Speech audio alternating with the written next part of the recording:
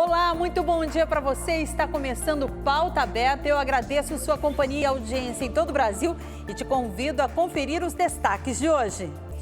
Imagens impressionantes de uma enxurrada em Campo Grande, no Mato Grosso do Sul. O verão chuvoso ainda prejudica diversas regiões do Brasil. A venda de carros novos no Brasil cai 0,8% e fecha o ano de 2022 com 1.900.000 unidades vendidas. A projeção para este ano é de estabilidade para o setor. Já começou a procura por material escolar? A dica é pesquisar muito, porque a diferença de preço em um mesmo produto pode chegar até 1000%. Proteção para todos. O Ministério da Saúde libera dose de reforço da vacina contra a Covid para crianças a partir dos 5 anos de idade. A medida foi aprovada pela Anvisa. E um programa da Universidade de Pernambuco, em Petrolina, está ajudando na recuperação das pessoas que sofrem com sequelas pós-Covid. Muita gente ainda reclama de fadiga e cansaço depois de ter a doença. O Papa Francisco se despediu nesta quinta-feira de Bento XVI. O funeral solene foi realizado na Praça São Pedro, diante de milhares de fiéis e de personalidades de todo o mundo. Tudo isso e muito mais a partir de agora, aqui no Pauta Aberta.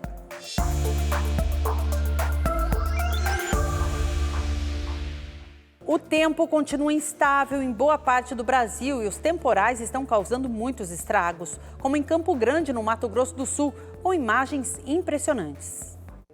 As fortes chuvas deixaram Campo Grande debaixo d'água. Na Rua Nobres, na região do Água Limpa Parque, uma lagoa de contenção transbordou. Imagens de câmeras de segurança mostram a força da enxurrada. É possível identificar que a água arrastou geladeira, armários e outros objetos antes de descer rua abaixo. O muro também foi derrubado pela água, que invadiu uma residência e arrastou sedimentos de concreto. Conforme dados do Centro Nacional de Monitoramento e Alertas de Desastres Naturais, nas últimas 24 horas choveu mais de 150 milímetros em algumas regiões de Campo Grande.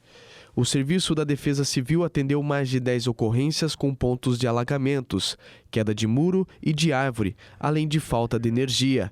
Nesta quinta-feira, trabalhadores da prefeitura da cidade atuam no rescaldo das chuvas que castigaram a cidade.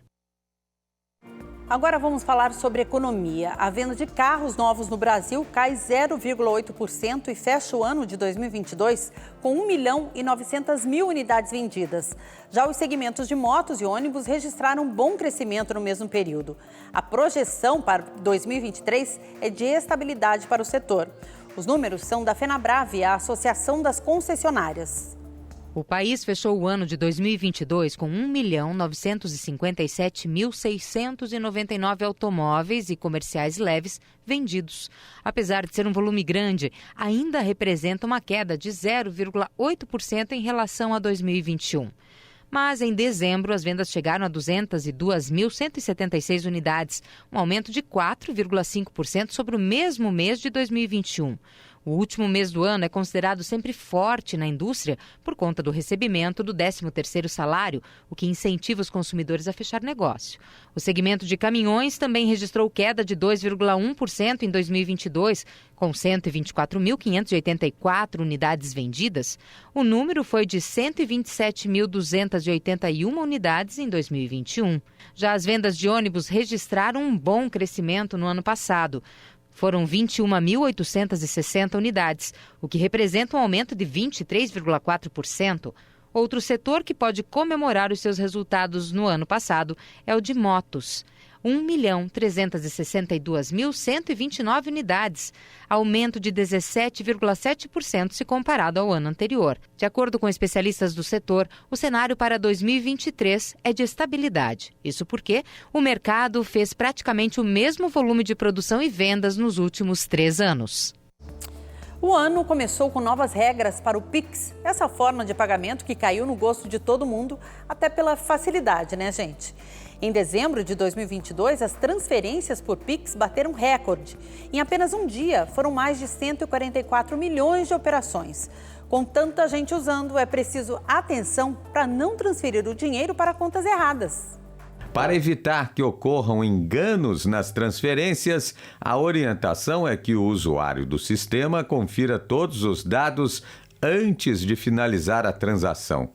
Chaves Pix, muitas vezes, são cadastradas com o mesmo número de telefone, só que tem DDDs de cidades diferentes, por exemplo. O Pix é uma transferência instantânea.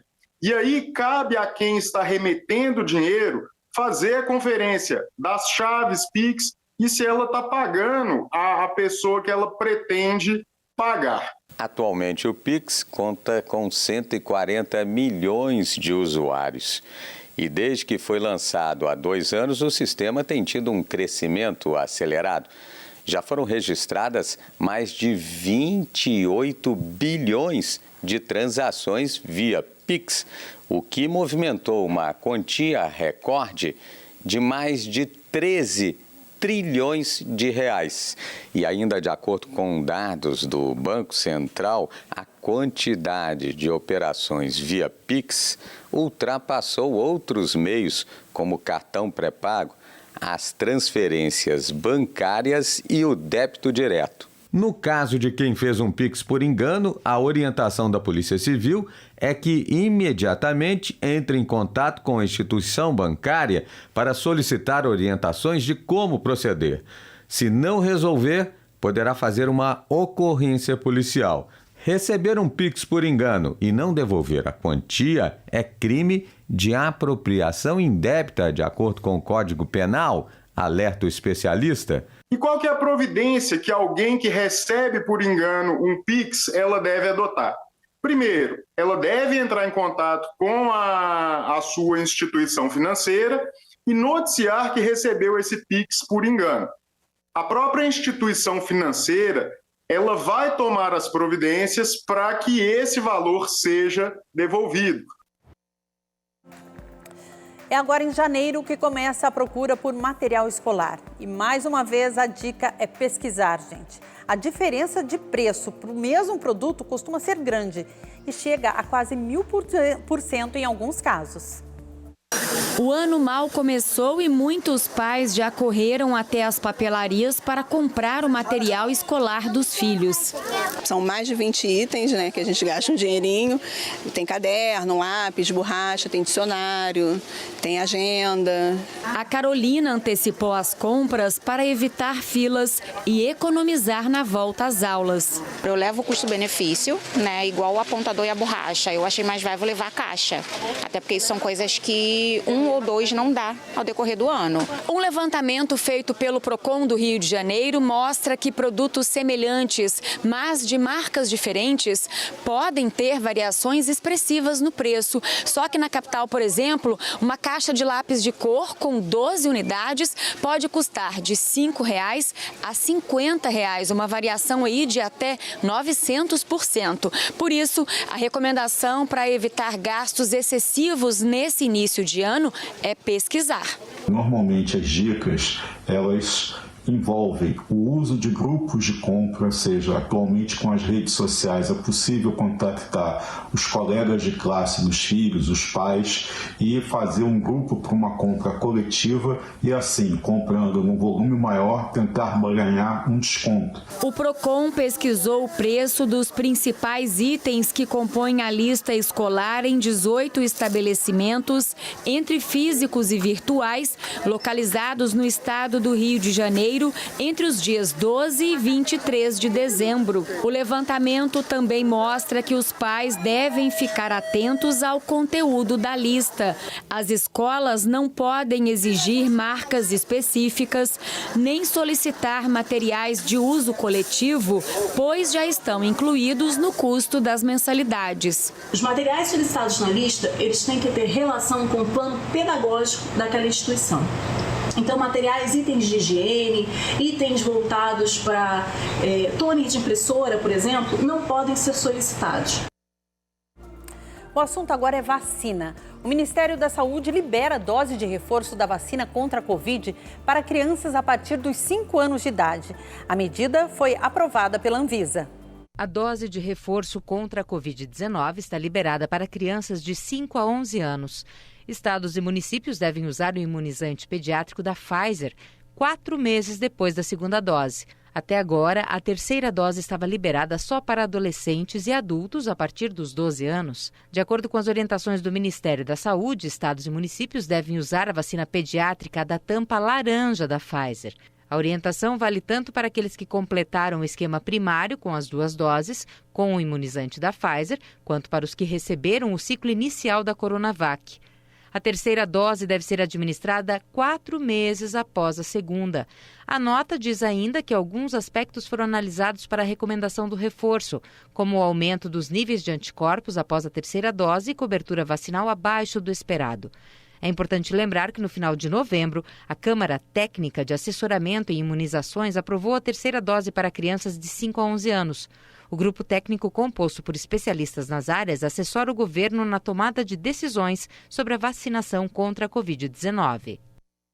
E um estudo da Fiocruz mostra que metade das pessoas que tiveram Covid apresentam sequelas que podem durar até mais de um ano. A maioria reclama principalmente de fadiga e cansaço, pois um programa da Universidade de Pernambuco, em Petrolina, está ajudando na recuperação das pessoas que sofrem com essas sequelas pós-Covid. Logo que a pessoa chega, passa por uma triagem, uma consulta inicial com um grupo de enfermagem. São verificados os sinais vitais desse paciente, identificado a queixa principal. Essa consulta ela funciona também com outros profissionais envolvidos, uma consulta multiprofissional. Cerca de 40 pessoas estão sendo beneficiadas pelo programa. A gente pensou no programa de reabilitação tendo em vista a própria pandemia da pós-Covid-19, onde algumas pessoas estavam num processo de internação, né? Elas recebiam alta do hospital e aí a gente não tinha uma perspectiva de cuidados pós-Covid-19. O que nós pensávamos, né, enquanto grupo, né? De pensar num atendimento que a gente pudesse restabelecer essas pessoas, as suas atividades de vida diária antes de serem infectados pela Covid-19. A gente entende que a nutrição, assim como a enfermagem, como a fisioterapia, ela é muito importante, não só para a reabilitação, mas pensando mais voltado para a nutrição, na questão da imunidade, né, do treinamento da imunidade. Né? Então, pensando na prevenção da Covid, né, o sistema imunológico aí fortalecido, uma alimentação balanceada, né, rica em alimentos in natura, minimamente processados, que é o que a gente fala, o que seriam frutas, verduras, legumes, tudo aquilo que normalmente a gente planta, né, que sai da terra de uma certa forma, esses alimentos eles nos ajudam, né? Eles fortalecem o nosso sistema imunológico. Os atendimentos acontecem 2 vezes por semana. Dona Maria Nilma Gomes, de 63 anos, teve Covid em janeiro de 2021. Ficou 54 dias internada e 28 dias entubada. Eu não falava, eu não andava. Foi triste, não foi bom não. Muita luta para viver. Muita gente ainda com essas sequelas, né, gente? Mudando de assunto. Agora, nos dias quentes de verão, é preciso ficar atento ao bem-estar dos animais. Além de cuidar da hidratação dos bichinhos, no caso de cachorros, por exemplo, tem que cuidar até da temperatura da calçada e das ruas, porque eles podem queimar as patinhas durante os passeios em dias muito quentes. Assim como nós, seres humanos, os pets também sofrem com as altas temperaturas, abafamento e exposição ao sol. Especialistas sugerem uma rotina adaptada durante o verão. Os principais cuidados que você tem que ter com os animais são deixar água à vontade, água fresca e à vontade, evitar de passear após as 10 da manhã e antes das 16 horas, né?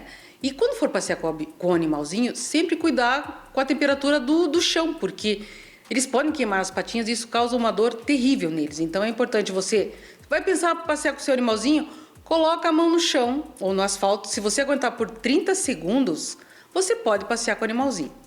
Agora, se não aguentar queimar a sua mão, vai fazer uma queimadura nas patinhas deles. Isso é muito grave e é muito doloroso.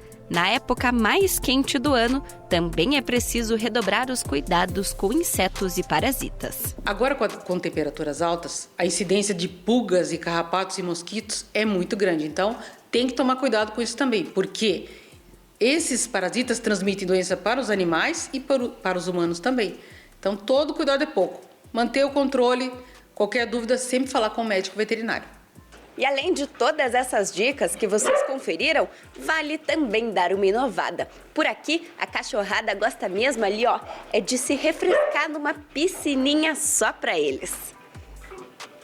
A Mari trabalha como cuidadora de animais e os cãezinhos que se hospedam com ela recebem um tratamento todo especial. No verão é um pouco diferente, porque é bastante calor, então eu passo protetor solar neles, nos mais clarinhos, e faço enriquecimento ambiental com gelo, com sorvetinho, né, que refresca bastante eles. E também faço a piscininha, coloco a piscininha para eles se refrescarem, alguns gostam bastante, outros só dão uma bebidinha de água, mas eles gostam bastante.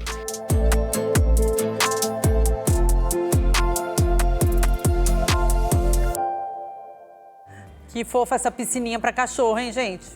Você vai ver daqui a pouco, a Prefeitura do Rio de Janeiro homenageou o maior jogador de futebol da história com a Avenida Rei Pelé, em frente ao Maracanã. E ainda, comoção no adeus a Bento XVI. A cerimônia na Praça de São Pedro foi conduzida pelo Papa Francisco e reuniu milhares de pessoas. Não saia daí que o intervalo é rapidinho.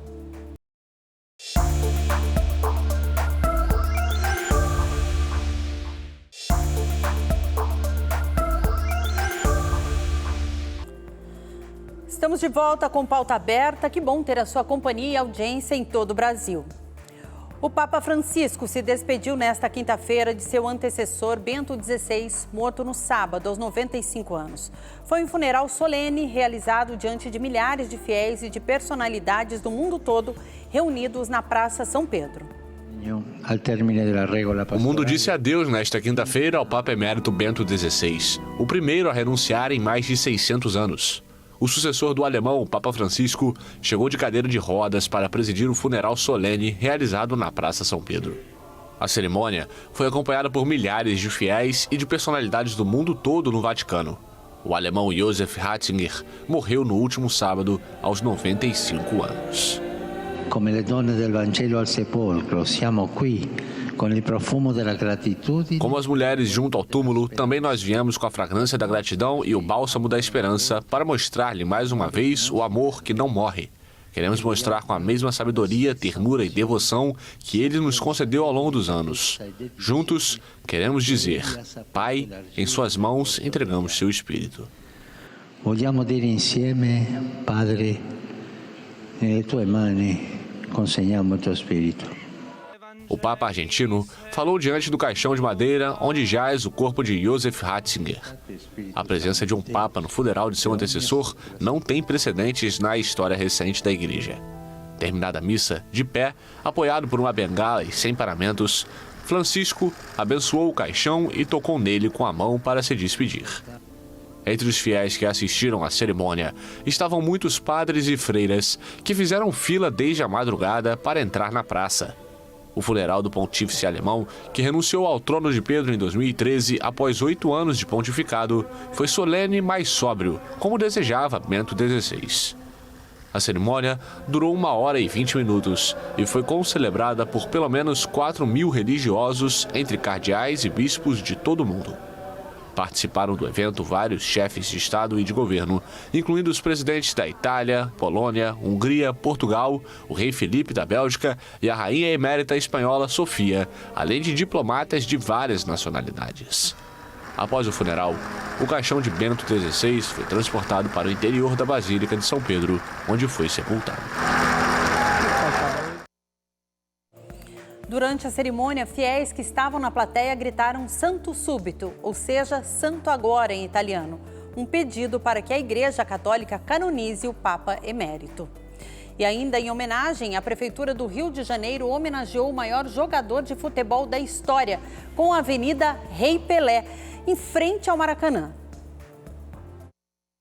Inaugurada nesta quarta-feira a Avenida Rei Pelé, nas imediações do Maracanã, no Rio de Janeiro.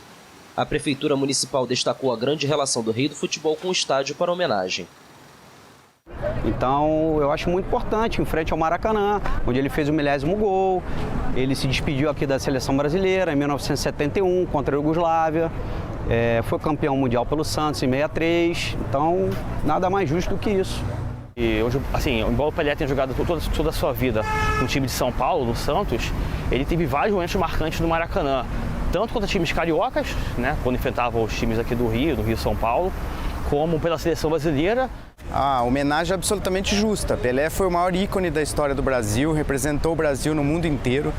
um grande profissional, um grande atleta, né? Foi realmente um grande ícone do Brasil. Eu acho que ele merece muito mais do que isso, porque ele foi um cara que ele, apesar que eu vi muito pouco, mas aquele nego corre na veia da gente, ele merece muito mais. Uma cerimônia em frente ao estádio marcou o lançamento da nova sinalização do trecho da Avenida Radial Oeste, de quase 1,5 km de extensão. Pelé morreu na última quinta-feira, após passar um mês internado no Hospital Albert Einstein, em São Paulo, onde recebeu tratamento para um câncer de cólon. As praias são um destino de muita gente agora nas férias de verão, mas infelizmente nem todo mundo colabora com a preservação dessas praias. Aqui no Paraná, por exemplo, os banhistas estão deixando cerca de 10 toneladas de lixo por dia na areia. O litoral paranaense é um dos principais destinos para a temporada de férias no estado. Mas os banhistas estão esquecendo algo nas praias: os lixos, que vão desde cascas de frutas, bitucas de cigarros, canudos, latinhas e até garrafas de vidro. Para evitar que esse lixo vá para a natureza e tenha o destino correto, as equipes de limpeza da Sanepar trabalham diariamente. Então, as equipes de limpeza da Sanepar atuam durante toda a temporada, todos os dias, sem folga. São 10 equipes distribuídas aí nos 3 municípios balneários, Guaratuba, Matinhos e Pontal do Paraná. E teremos também ações em Morretes e Guaraqueçaba, ações pontuais. Os banhistas deixam cerca de 10 toneladas de lixo por dia na areia da praia. Desde o dia 17 de dezembro já foram recolhidas cerca de 141 toneladas de resíduos. Tivemos um pico aí na virada de ano de 14 toneladas, né, e mandamos ali e pedimos para a população aí, sempre quando venha para a praia, né, fazer o recolhimento aí do seu resíduo, levar até um ponto de destinação. Além da limpeza, a equipe da Sanepar entrega sacolinhas plásticas e explica a importância do descarte correto. Por isso, é necessário que cada um faça a sua parte para manter a praia limpa. Lembrando que aqui na praia a gente só pode deixar, né, as nossas pegadas e tá levando 2 coisas para casa: as boas lembranças e o seu lixo por ponto de destinação. E é isso, gente. Se cada um fizer a sua parte, levando o lixo depois de aproveitar a praia, fica bom para todo mundo, né? E principalmente para o meio ambiente. O ano novo já começou, hora de colocar em prática aquelas promessas que foram feitas no final de 2022. Será que agora em 2023 você consegue zerar essa lista de desejos? A primeira segunda-feira de 2023 já começou com muita gente se mexendo. Em Araras, logo pela manhã, as pessoas aproveitaram o dia de sol para se exercitar ao redor do Parque Ecológico e do Lago Municipal. Como eu fiquei todos esses dias assim em seguida, sem fazer nada, vim hoje também. E tem que começar 2023 fazendo exercício. Eu não paro, né? Sempre fiz, continuo fazendo. Não se sabe ao certo como a prática de fazer resoluções de ano novo surgiu, mas estima-se que os povos da Babilônia, região onde hoje fica o Iraque, foram os primeiros a fazer promessas para o ano que começava. O que se sabe, segundo pesquisas, é que 50% das pessoas que fazem planos para o ano mudam de ideia já em janeiro e 27% nem esperam a virada e já desistem no final de dezembro. Um estudo realizado por uma universidade nos Estados Unidos revelou que apenas 8% das pessoas conseguem realizar as promessas de um novo ano. Mas isso tem uma explicação. De acordo com a psicóloga, o início de um novo ciclo ajuda a motivar as pessoas. Por outro lado, muitas acabam desistindo por querer atingir algo fora da realidade, colocando metas demais e sem qualquer planejamento. Isso acontece muito porque as pessoas colocam metas que muitas vezes são inatingíveis, né? Então, essas metas fogem um pouquinho da realidade da pessoa, né? São metas que, por muitas vezes, são longas de serem estabelecidas, são metas que exigem muito da pessoa, né? Então, elas não respeitam o limite da própria pessoa e também fogem um pouco daquilo que é dela, né? As resoluções de começo de ano costumam envolver questões relacionadas à saúde, trabalho, estudo, finanças e relacionamentos. E as promessas mais comuns são ser mais saudável, perder peso, frequentar a academia, cuidar da saúde, passar mais tempo com a família e amigos, se estressar menos com o trabalho, economizar dinheiro e viajar mais e aproveitar a vida. Para que os objetivos saiam do papel, é preciso que eles estejam alinhados com os valores de vida e tragam um impacto positivo para cada pessoa. A psicóloga ainda reforça que é importante não se cobrar tanto e contar com o apoio de familiares e amigos. Vá fazendo isso aos poucos, né? Fazendo algo que seja do seu agrado e aos pouquinhos também. Então, isso faz com que a gente não desista das metas, né? E consiga estabelecê-las por um tempo um pouquinho maior. Voltar com os exercícios é uma meta minha. Praticava muito esporte quando eu era da escola, né? No ensino médio. E agora deu uma parada, a primeira coisa que eu quero é voltar. Promessa seria realmente cuidar da minha saúde, né? Física, mental, e também cuidar da saúde dos meus próximos, do meu pai, da minha mãe. Ter paz e saúde. Saúde sempre, né? E olha, quando a gente pensa que já viu de tudo, quando o assunto é bicho de estimação, aparece o Július, um urubu. Isso mesmo, um urubu órfão, que virou animal de estimação em um sítio lá em Santa Catarina. E olha, ele já tem até perfil nas redes sociais. Ele é tranquilo, receptivo, gosta de carinho e convive numa boa com os outros animais do sítio. Ganhou o status de bichinho de estimação e é bem paparicado, viu? Esse é o Július, o urubu que foi adotado pelo Rogério assim que nasceu.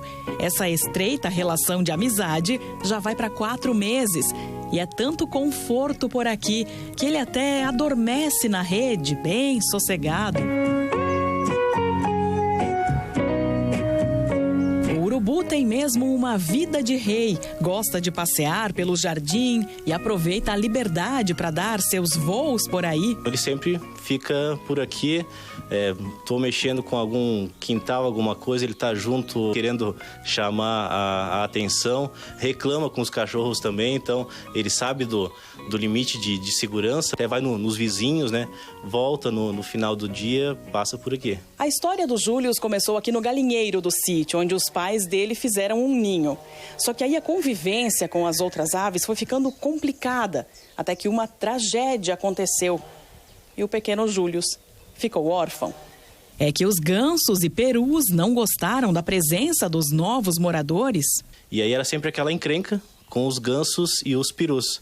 E aí, por um instinto materno e paterno, eles poderiam ter voado, mas não aconteceu.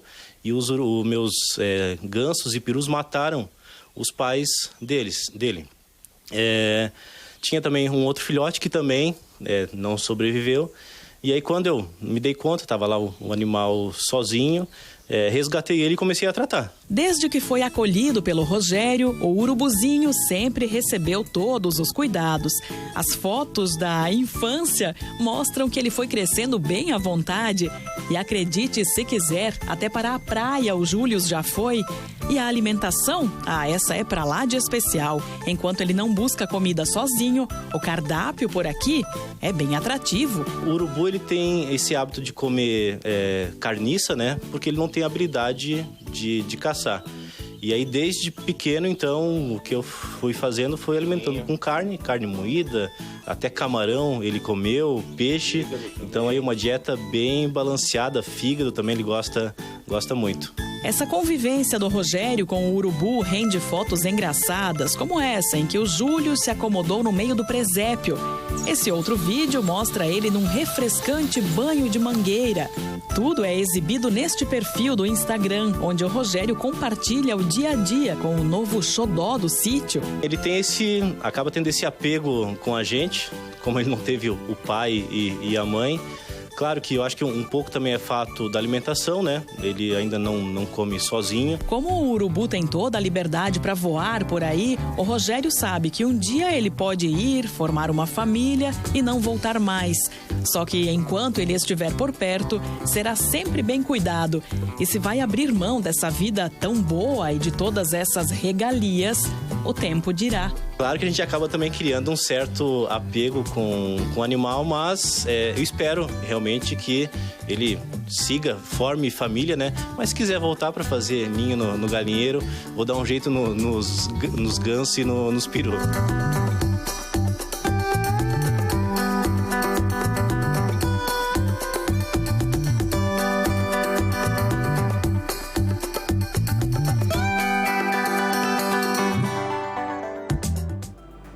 Vocês acham que o Júlio vai abrir mão dessa vida boa? Duvido, hein? Eu acho que ele pode até sair, formar família e trazer de volta para o sítio. E com essa história curiosa, a gente encerra o Pauta Beta de hoje. Um ótimo dia para você e até amanhã.